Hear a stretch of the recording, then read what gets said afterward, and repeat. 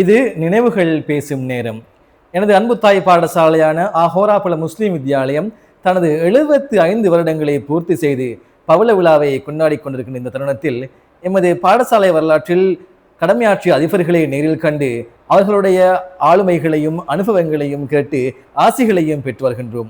அந்த அடிப்படையில் இன்று எம்மோடு இணைந்திருக்கிறார் எமது பாடசாலையில் கல்வியில் மாபெரும் மாற்றத்தையும் அபிவிருத்தியையும் ஏற்படுத்திய ஆசிரியர் அதிபர் மாண்புமிகு குமுது கரவிட்டா அவர்கள். அதிபர் மாண்புமிகு குமுது கரவிட்டா அவர்களின் அனுபவங்களையும் அவர்களுடைய சேவை காலத்தில் அவர்களை பற்றிய தகவல்களையும் இந்த வீடியோ தொகுப்பில் கேட்டறிய போகின்றோம். සුබදවසක් කියලා ප්‍රාර්ථනා කරමින් ඔබතුමිය හමුවීමට ලැබීම පිළිබඳව මම ඉතා සතුටු වෙමි. එමෙන්ම මෙම වීඩියෝ වැඩසටහන හරහා ඔබතුමිය නැවත දැකීමට ලැබීම ගැන අපගේ ජනතාව මහත් සතුටක් ලැබෙනු ඇතයි. සේකයක් නැහැ. මුලින්ම ඔබතුමිය ගැන කෙටි හැඳින්වීමක් ලබා දෙන්න පුළුවන්ද? ඔව්. ආයිබෝවන්. මම හිතන්නේ හෝරාපොළ විද්‍යාලයේ මෙතන අද පැමිණීම පිළිබඳ මම බොහොම ස්තුතිවන්ත වෙනවා, සාදරයෙන් පිළිගන්නවා. මම මාන් ගැන හැඳින්වුවොත් මං 1989 ගුරු සේවයට ඇතුළත් වෙන කෙනෙක්. එතනින් පස්සේ ගුරු විදුහල්පති විභාගයෙන් සමත් වෙලා පළමුවෙනින්ම මම ඇතුළත් විදුහල්පති විදිහට වැඩ කටයුතු කරන්න යන්නේ හෝරාපොළ මුස්ලිම් විද්‍යාලයට 2009 වර්ෂයේ තමයි මම එහාට යන්නේ. එහෙ ගිහිල්ලා මම විදුහල්පති සේවයේ උපරිම සේවාවක් කරන්න බලාපොරොත්තු වෙන තමයි එහාට යන්නේ. මම සාමාන්‍ය ගත්තොත් එහෙම විදුහල්පති දෙවෙනි ශ්‍රේණියේ විදුහල්පති කෙනෙක් විදිහට තමයි මම මේ පාසලේ වැඩ බාර ගන්න යන්නේ. ඒක තමයි මම ගොඩක් පවුලේ විස්තර ගත්තොත් නම් මම පදිංචි ඇලගමුව නමින් කුමුදු කරවිට එහෙම තමයි මට සාමාන්‍ය පවුලේ සහෝදර සහෝදරියන් මගේ 7 දෙනෙක් ඉන්නවා. 7 දෙනාගෙන් බාලයා තමයි මම. මට හැම කෙනෙක්ගෙන්ම ආදර්ශ ලැබෙනවා. මේ ඔක්කොම ඉන්නේ ගුරු ශ්‍රේෂ්ඨ විදුහල්පති ගුරු ශ්‍රේෂ්ඨේ විද්‍යාපීඨවල ඒ වගේ. ඒ නිසා මේ ඒ අවවාද අනුශාසනත් එක්ක මම හොඳ විදුහල්පති ගමනකට ආවා කියන අරමුණ මගේ තියෙනවා මේ හෝරාපොළ විද්‍යාලයට. එහෙමයි මගේ ඒ හෝරාපොළ විද්‍යාලයට පැමිණීමේ விதுகல்பதி கமன சிதுவுனே.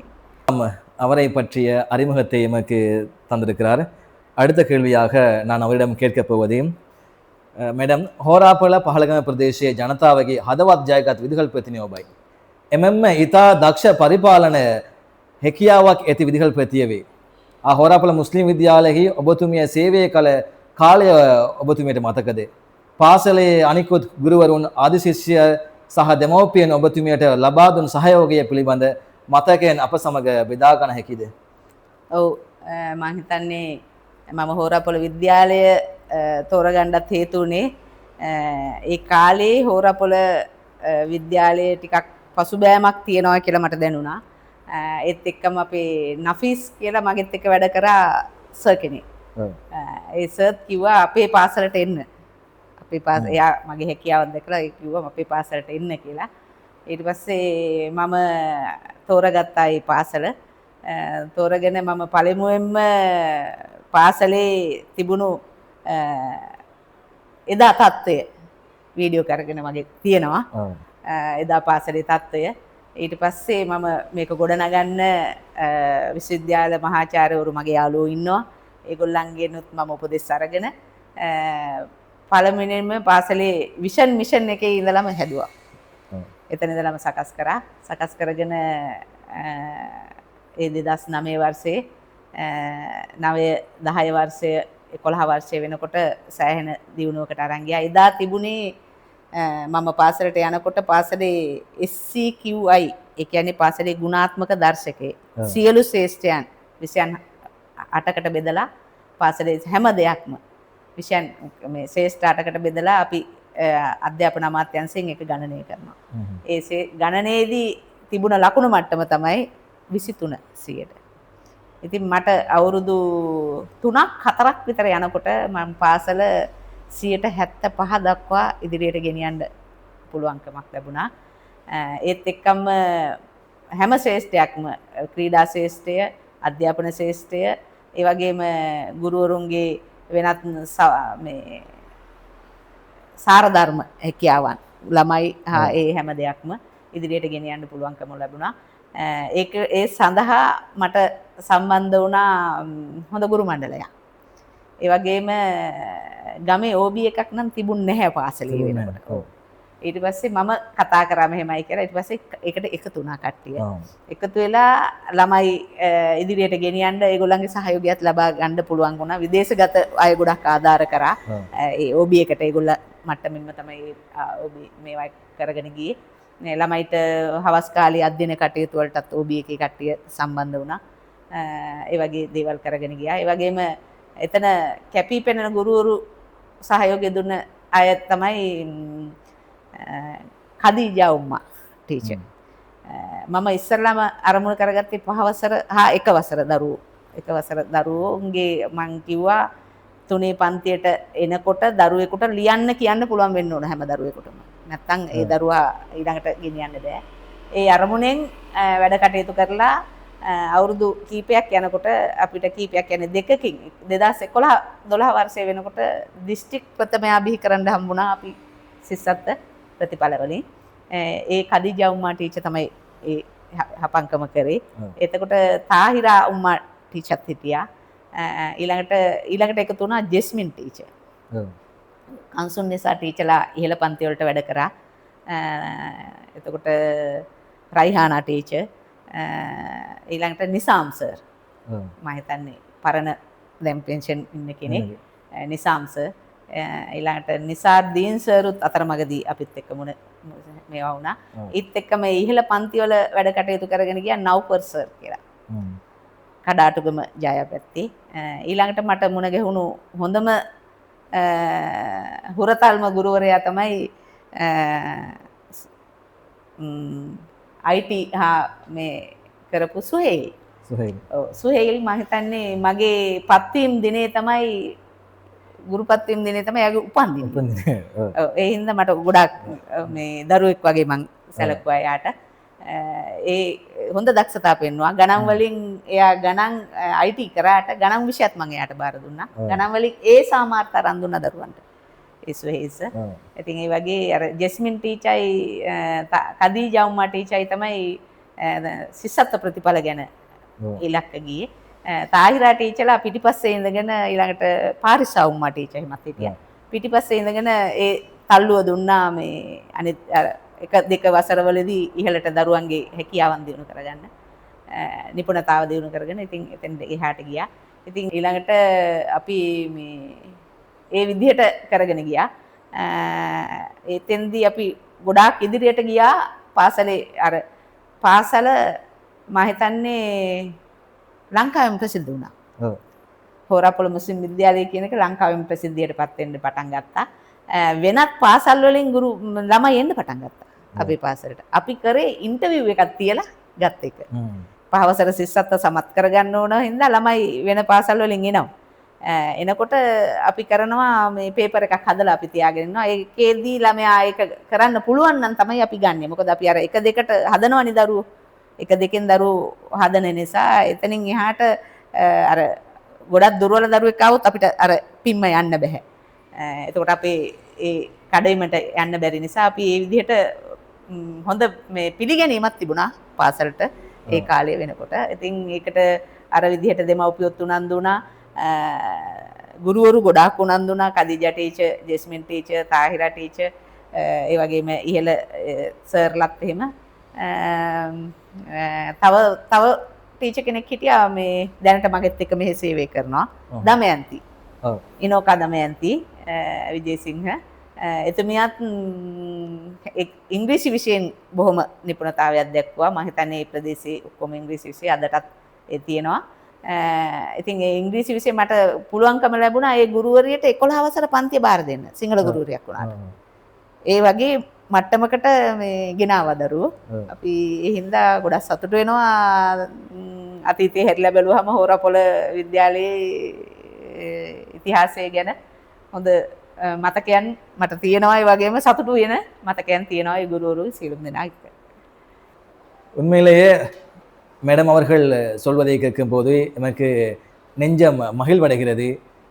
அவர் எமது பாடசாலையினுடைய தலையெழுத்தை மாற்றிய ஒரு அதிபராக இருந்திருக்கின்றார். எமது பாடசாலையில் பழைய மாணவர் சங்கம் இல்லாத ஒரு நிலைப்பாடு இருந்திருக்கிறது. பழைய மாணவர் சங்கத்தை உருவாக்கி அதனுடைய இருந்து பயனையும் பெற்றிருக்கிறார். அது மட்டுமல்லாமல் பெற்றோர்களுடைய பாரிய பங்களிப்பையும் பெற்று பெற்றோர்களும் இவரோடு மிகவும் சிநேகிதமாக கல்வியில் அபிவிருத்தியை ஏற்படுத்த வேண்டும் என்ற நோக்கில் மிகச் சிறப்பாக வேலை செய்திருக்கிறார்கள். அத்தோடு இவர் குறிப்பிட்டார், கதீஜா ஆசிரியர், ஜஸ்மின் ஆசிரியர்கள், சுஹேல் ஆசிரியர்கள் இவர்கள் போன்றவர்கள் இவரோடு சேர்ந்து மிகப்பெரிய பாரிய தொண்டை ஆற்றியிருக்கிறார்கள். அடுத்த கேள்வியாக நான் இவர்களிடம் கேட்க விரும்புவது என்னவென்றால், ඔබතුමියගේ සේවය කාලය තුළ අපගේ පාසල විශාල අධ්‍යාපනික වෙනසක් ඇති විය. සිසුන් සහ ගුරුවරුන් පාසලට ගෞරවනීය සම්මාන රැසක් ලබා දුන් අතර ඔබතුමිය සම්මාන ලබා තිබුණා. එම අත්දැකීම අප සමග බෙදා ගත හැකිද? ඔව්. ඇත්තෙන්ම මම වෙනත් පාසල් වල වගේම ගුරු කාලේ වගේම විදුහල්පති කාලේ විශාල සම්මාන ගොඩකට ගියපු ගුරුවරුයි ගියපු තැනක් හෝරපොළ විද්‍යාලය. ඒ හින්දා මට ඒක අමතක කරන්න බෑ. මොකද අපේ අධ්‍යාපනයේ ප්‍රගතියත් එක්කම ඒ කාලේ තිබුණා ඇගයීමක්. ගුරු ජනාධිපති සම්මාන ලබා දීමක්.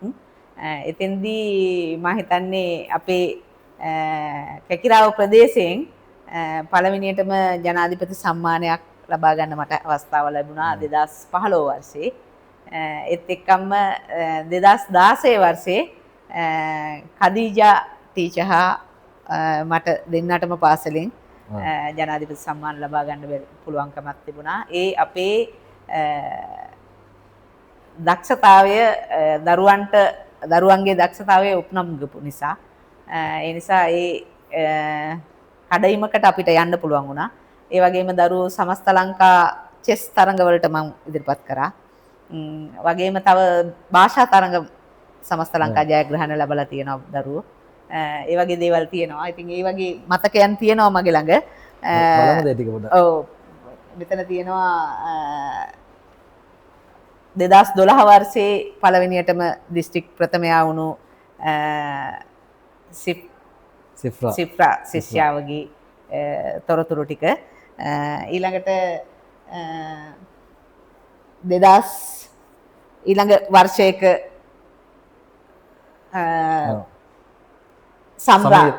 සම්රා ශිෂ්‍යාවගේ තොරතුරු මේ තියෙන්නේ.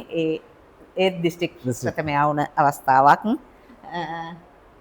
ඒක මම හිතන්නේ දෙමළ මාධ්‍යනුත්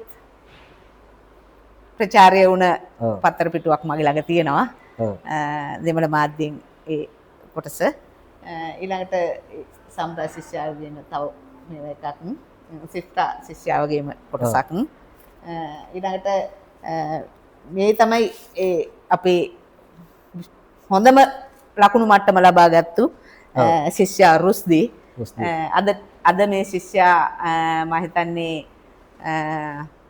O level වලින් ලංකාවෙම දෙමළ මාධ්‍ය ප්‍රථමයා වුණා. ඊළඟට දැන් ඇඩ්වාන්ස් ලෙවලුත් එහෙම වුණා. ඇඩ්වාන්ස් ලෙවලුත් හොඳ මට්ටමට ඇවිල්ලා දැන් මෙයා වෛද්‍ය ශිෂ්‍යයෙක් විදිහට විශ්වවිද්‍යාලයේ උපාධිය හදාරමින් සිටිනවා. රුස්දි ශිෂ්‍යාගේ පියා ගැන සිහිපත් කළ යුතුමයි. රම්සාන් සර්. ඔහු නියෝජ්‍ය විදුහල්පති විදිහට කැකිරාව මුස්ලිම් විද්‍යාලයේ වැඩ කරන කාලෙත් අපේ SDC එකේ සමාජිකයෙක්. ඉතින් මෙතුමා හොඳ ශක්තියක් වුණා පාසල දියුණු කරගන්න. මේ ශිෂ්‍යා රුස්දි ශිෂ්‍යා ඇතුල් කරේ එක වසරට මං ඉන්න කාලේ පාසලට. ඉතින් ඒක හරි සතුටක්. ඒ දරුවා ඒ මට්ටමට යන්නත් ඒ වගේම පාසල ওই මට්ටමට ගේන්නත් රම්සන්සර්ගේ දායකත්වය අපිට ලැබුණා පාසලට. හැම මොහොතකම ගැටුම් ඇතු නොවුනා නෙවෙයි අභියෝග තියෙනවා. ඕනම මිනිසුත් එක්කනේ වැඩ කරන්නේ. ඉතින් ඒ අභියෝගවලදී අපිට ඒවා විසඳ ගන්න ඒවට රුකුලක් උනේ බොහෝ වෙලාවට රම්සන්ස. ඒ හින්දා එයා මතක් කළ යුතුමයි. මම හිතන්නේ දැන් එතුමා හෝරපොළ මුස්ලිම් විද්‍යාලයේ නියෝජ්‍ය විදුහල්පති විදිහට ඉන්නවා. ඉතින් එතුමා සිහිපත් කළ යුතුමයි. මේ තියෙන්නේ අපේ ඒ ශිෂ්‍යයන්ට අපි ගත්තාම හොඳ ඇගීමක් කරනවා. ශිෂ්‍යත්වයේ සමත් වෙන දරුවන්ට හොඳ ඇගීමක් කරනවා. ඒ ඇගීමේ සියලුම දෙනා මෙතෙන්දී 100ට වඩා ලකුණු වැඩි දරුවෝ. හැමෝටම පදක්කමක් හා ඒ ඇගීම අපි කරනවා මේ කලාප මට්ටමින් ගෙනල්ලා. ඒ අවස්ථාවක් තමයි මේ පින්තූරයේ සිටින්නේ. ඉතින් මේක හරි වටිනවා මටත් ඒ වගේම විද්‍යාලයටත්. මේ තියෙන්නේ මම ඒ ජනාධිපති සම්මාන ලැබපු සහතික 2016 වසර මේ 2015 වසරේ ජනාධිපති සම්මානයක්. ඉතින් මගේ තවත් සටහනක් මේ තියන් ඉන්නවා මේ හෝරාපොළ ඉස්කෝලේ විදුහල්පති ප්‍රගති සමාලෝචනයේ. ඔව් මේ ප්‍රගති සමාලෝචනයේ අවසන් පිටුව මම පෙන්වන්න පොඩ්ඩක් කැමතියි. මේකේ මුල් පිටුවත් මුලක් තියෙනවා. මෙතෙන්දී මේ තියෙන්නේ ප්‍රතිඵල. වසර 4ක දිස්ත්‍රික් ප්‍රථමයා බිහි කරපු ශිෂ්‍යත්ව ප්‍රතිඵල ලේඛනයක් තමයි මෙතන තියෙන්නේ. ඉතින් ඒක හරි වටිනවා. ඒ වගේම මම පාසලට පැමිණි අවස්ථාවේ පාසලේ තිබූ තත්ත්වය. මම පාසලට පැමිණි අවස්ථාවේ පාසලේ තිබූ තත්ත්වය තමයි මේ සටහන් වෙන්නේ. ඉතින් ඒක තමයි බෝඩ් එකේමත් තියෙනවා හෝරාපොළ මුස්ලිම් විද්‍යාලයේ. එදා තිබුණු හැටි. ඊට පස්සේ අපි ඒක නැවත සකස් කරලා ඒ මට්ටමට ගෙනාවා. මෙතෙන්දී තමයි මම කිව්වා අර මිෂන් එකේ ඉඳලම මම ගියා. ඔව්. ඒ තැනට. එතන ඒ හදාගන්න මට විශ්වවිද්‍යාල මම උපාධාරණයක් පෙරදින විශ්වවිද්‍යාලේ. ඉතින් මගේ විශ්වවිද්‍යාල කතිකාචාර්යවරු මහාචාර්යවරු ඉන්නවා. ඒගොල්ලන්ගෙන් මම උදව් අරගත්තා පාසල දියුණු කරන්න මොනවද ගන්න අපි ඉලක්ක. ඒ අරගෙන අපි ගියපු අරමුණ කරා ගියා. ඊළඟට තව දෙයක් තමයි මේ මම එන්න ලෑස්ති වෙනකොට පාසලේ අවසාන අවුරුද්දේ මොකද අපිට රජයෙන් ලැබුණු දෙයක් නැහැ. අපේ දෙමව්පියෝ තමයි උදව් කරේ. පාසලේ බිම සකස් කිරීමේ ඉඳලා සියලු ශාලාවලට දැල් සකස් කිරීම අපි කරා. සියලු ශාලාවලට කොන්ක්‍රීට් දැමීම ඒ වගේ දේවල් කරා. බිත්ති බැඳලා ඒවා සකස් කරගත්තා. මම හිතන්නේ කැන්ටිමක් එහෙමත් හැදුවා එහා පැත්තේ ග්‍රවුන්ඩ් එක පැත්තේ. ගහක් එහෙමත් ලොකු ගහක් තිබිලා අයින් කරා අවදානම් ශාකයක්. ඒ වගේ දේවල් කරා අපි.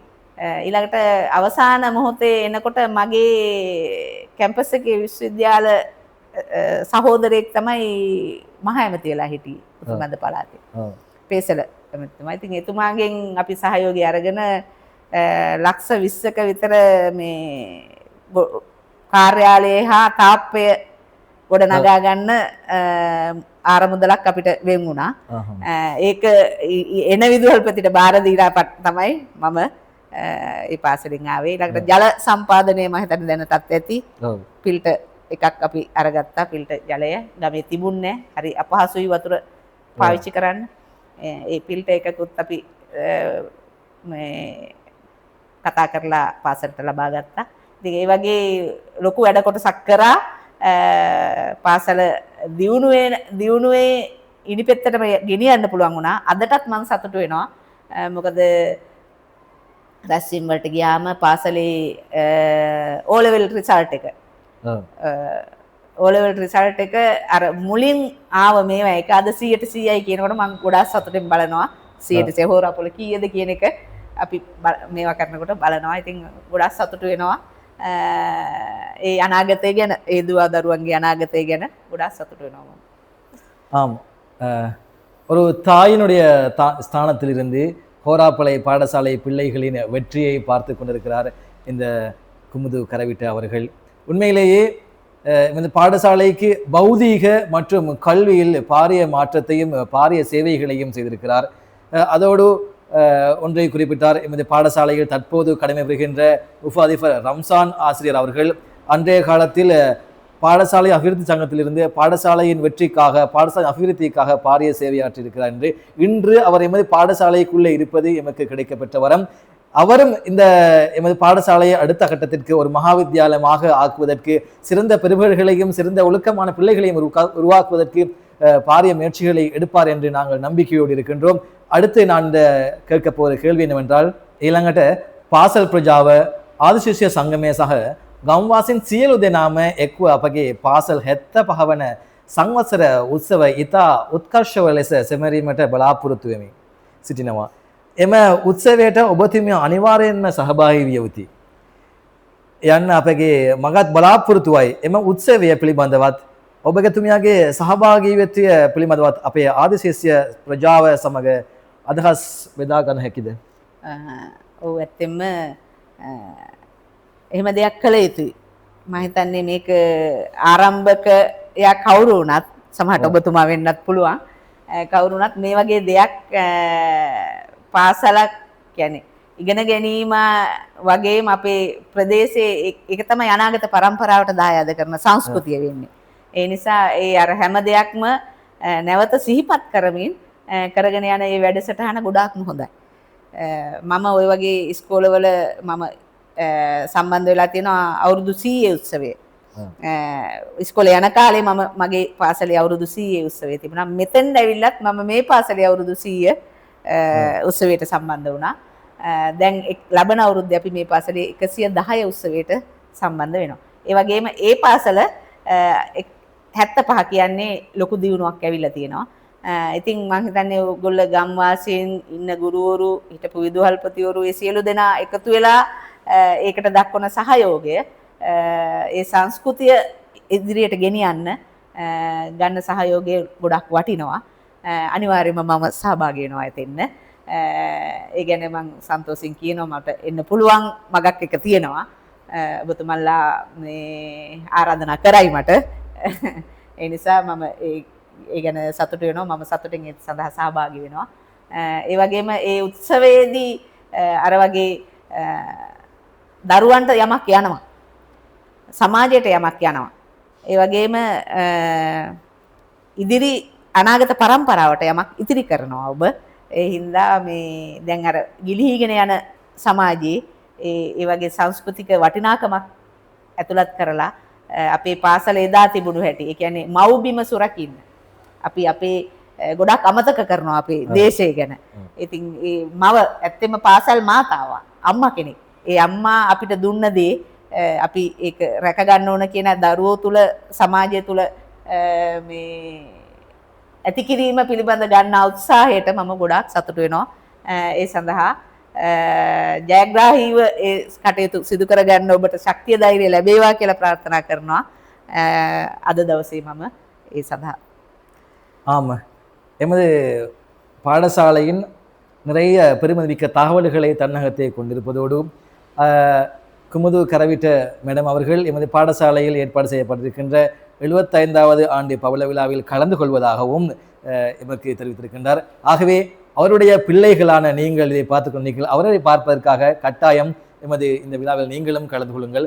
அடுத்ததாக நான் இந்த வீடியோ தொகுப்பிலே අපගේ පාසල තුළ විශාල අධ්‍යාපනික වෙනසක් ඇති කල විදුහල් ප්‍රතිනිධියක් ලෙස අපි සෑම විටම ඔබතුමියට ණය ගෙනිවෙමු. අපි ඔබතුමියගේ වටිනා කාලය වෙන් කරමින් ඔබතුමියගේ අත්දැකීම අප සමග බෙදාගත්තටත් ස්තුතිය පුද කරමින් මෙම සාකච්ඡාව අවසන් කරමි. ස්තුතියි. අයිබෝවන් වණක්කම්.